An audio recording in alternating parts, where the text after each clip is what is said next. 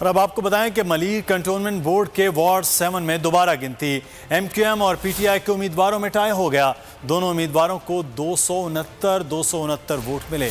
तफसीलात जानते हैं बोल न्यूज़ के नुमाइंदे से। आपको खबर देंगे कि मलिर के कंटोनमेंट बोर्ड इलेक्शन में वार्ड नंबर 7 में टाई हो गया है मुकाबला और दोबारा से गिनती में भी मुकाबला टाई हो गया है।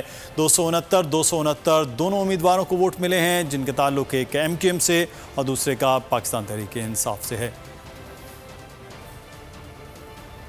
Malir cantonment board ward number 7 में दोबारा गिनती का अमल हुआ है। चंद दिन पहले जो इलेक्शन हुआ था उसमें दोबारा से गिनती का अमल करवाया गया है। एमक्यूएम और पाकिस्तान तहरीक-ए-इंसाफ के उम्मीदवारों में टाई हो गया है। दोनों उम्मीदवारों को 269 वोट मिले हैं।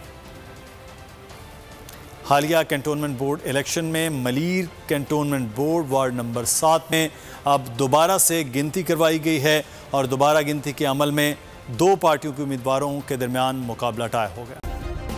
सब्सक्राइब करें और बेल दबाएं ताकि कोई खबर रह न जाए।